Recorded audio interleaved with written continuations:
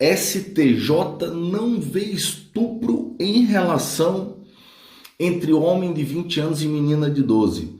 Pessoal, como advogado eu vou dizer para vocês, o STJ errou, e errou feio nessa decisão. Ele abriu precedentes horríveis para o nosso poder judiciário, deixando pessoas, estupradores aí, pedófilos, abertos a uma situação igual a essa. Tá? O ministro aqui que votou a favor disso, né? A favor da absolvição do réu de 20 anos, coitado, 20 anos, né? A antecipação da fase adulta não pode carregar um prejuízo maior para aqueles que estão envolvidos, mas ainda para uma criança, que é a prioridade absoluta do sistema brasileiro. Aí ele tá, estou a favor, né, da criança, mas ele diz o seguinte: o Tribunal de Justiça de Minas Gerais, que é um tribunal considerado extremamente rigoroso, reconheceu o erro de proibição em função da idade. Além do mais, era um trabalhador rural com 20 anos de idade na ocasião. O que isso quer dizer? Que por uma questão da idade dele de 20 anos e por ele ser um trabalhador rural, ele teria a condição de estuprar alguém, porque ele desconhecia a questão de lei. Isso aqui, para mim, no meu ponto de vista, como advogado, fere até princípios constitucionais, situações constitucionais que deveriam ser, sem dúvida, deveria recorrer aqui, deveria ter mais um recurso para que a mãe, né, que entrou com o pedido e tudo mais, que representa a vítima, deveria buscar ainda reverter isso. Né? Mas ainda teve uma ministra que foi a favor da condenação. Ela diz que o réu conhecia os familiares da menor, tinha conhecimento da idade da vítima. Nesse caso, não se pode racionalmente aceitar que um homem de 20 anos de idade tivesse relação com uma menina de 12. Ser matuto não exclui a tipicidade do estupro de vulnerável. É tão surreal falar para vocês que até numa situação minha, né, de falar tecnicamente sobre a questão do estupro de vulnerável, perde um pouco o sentido. Porque isso, para mim, né, eu acho que para muitos criminalistas, tá na cara essa situação. Né? A questão do estupro que ocorreu, até porque gerou uma criança ainda. Você imagine, ela foi estuprada, né? Houve uma relação sexual e ela ficou grávida. Então é assim, mas ele está, o estuprador, né? O pai está dando assistência. Depois eu vou botar o vídeo ali. Se vocês tiverem estômago para ouvir, né? Com todo respeito ao ministro do STJ, mas não, aquilo ali da ânsia de vômito. A ministra falou muito bem, depois tem a parte da ministra, se vocês conseguirem ouvir até o final, seria muito interessante. Então, assim, é surreal essa decisão, tá? Não sei qual é o objetivo, entendeu? Sinceramente, eu não sei qual é o objetivo, né? Dessa situação, não sei realmente. O réu havia sido absolvido, tá? Havia sido condenado, perdão, em primeira instância, mas depois ele foi absolvido no Tribunal de Justiça. Então, o juiz de primeiro grau da comarca, né, onde que tudo aconteceu, condenou ele a 11 anos e 3 meses. Mas depois o Tribunal de Justiça dos desembargadores absolveram e posteriormente o Tribunal, o STJ também acompanhou o Tribunal de Justiça. Olha o precedente que isso está abrindo para fins do que a gente hoje, do que a nossa sociedade, não só aqui, mas o mundo inteiro, mas no nosso caso especificamente aqui no Brasil, sofre com a questão da pedofilia. Então fiquem alertas com isso, mas muito alertas, principalmente com seus filhos, filhas, né, menores, porque assim, isso aqui se tornou agora um precedente, uma jurisprudência, mas muito perigosa e muito a favor, no meu ponto de vista, a pessoas que praticam o estupro, né? E aí uma sequência até da própria pedofilia, tá bom? Eu vou botar o vídeo, como eu disse, os direitos ali, né, são todos da UOL, mas que colocou, e também do STJ, da TV do STJ. Se você conseguir ter estômago para aguentar, assista. Um abraço.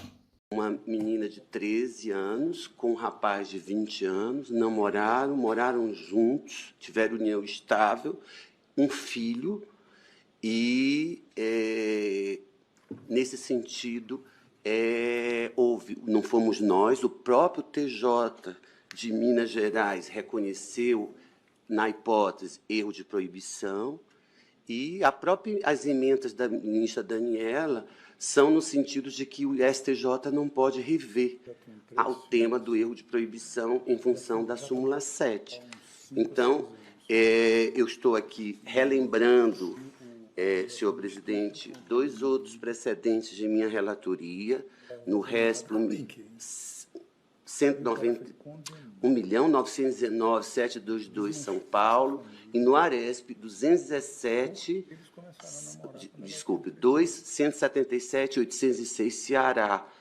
Quero reafirmar a defesa intransigente com os direitos da criança, no sentido de que criança menor de 14 anos não foi feito para namorar, foi feito para brincar, para ir para a escola.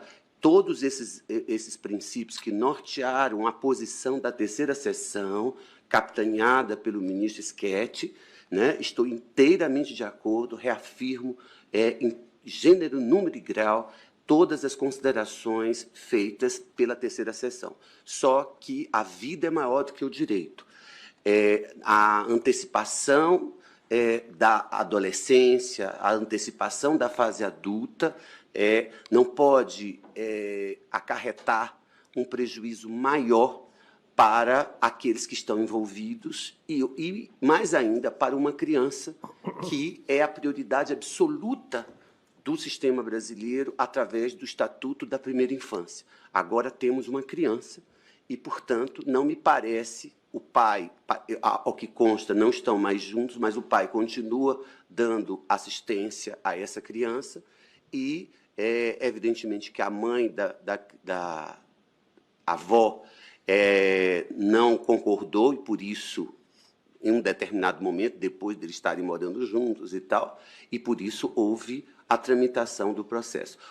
As instâncias ordinárias, o TJ de Minas Gerais, que é um tribunal considerado extremamente rigoroso, né, ele próprio reconheceu o erro de proibição em função da idade, foi união estável, e, além do mais, é um trabalhador rural, com 20 anos de idade na ocasião.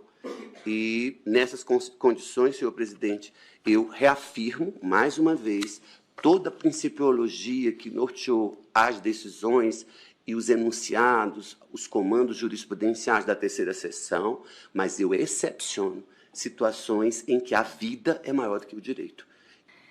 Uma breve incursão nas provas trazidas, se verifica que a vítima tinha 12 anos, à época do ocorrido, e o réu tinha 20 anos. Passou a tirá-la das aulas na escola e levá-la com ele, e a se relacionar com ela, e a partir de um determinado momento com ela manter relação sexual. Eu aqui adoto uma campanha do coletivo Me Too Brasil, que é citar as coisas pelo nome. Às vezes choca, às vezes agride, mas determinados tipos penais têm nome, e o nome desse relacionamento de um maior de 20 anos com uma menina de 12 é estupro de vulnerável. É isso que se passa, é disso que se trata. É pouco crível que o acusado não tivesse conhecimento da ilicitude da sua conduta, especialmente no mundo atual, morando na cidade urbana de Araguari, Minas Gerais, com 109 mil habitantes. O réu conhecia familiares da menor, tinha conhecimento da idade da vítima, não apenas porque a buscava na escola, então sabia a série que ela frequentava, mas porque era amigo de um primo na casa na qual ela residia. O Tribunal de Justiça de Minas, com a devida vênia, não tinha elementos no conjunto probatório a demonstrar a necessária invencibilidade de erro para excluir a alegada potencial consciência da ilicitude. Isso porque o erro de proibição deve levar em consideração as relações do indivíduo com o meio, sua experiência pretérita, características pessoais, local onde vive. Assim, as lições doutrinárias de Rogério Sanches e Guilherme Nucci, que eu cito no voto. Não se pode racionalmente, e aqui faço um apelo a vossas excelências, aceitar que um homem de 20 anos de idade tivesse relação sexual com uma menina de 12 anos de idade. Ser matuto não exclui a tipicidade do estupro de vulnerável. Estamos falando aqui de uma criança agredida, com relação sexual, conjunção carnal, de onde veio uma gravidez, que nada mais é do que uma segunda agressão. Uma menina que tinha uma vida inteira pela frente aos 12 anos de idade corre sério risco de vida ao levar essa gravidez adiante. E levando corajosamente, ou terrivelmente, ou tragicamente, tem a sua vida praticamente ceifada. Para de estudar, não tem um futuro, está ali com 12 anos de idade, 13 quando pariu, cuidando de uma criança.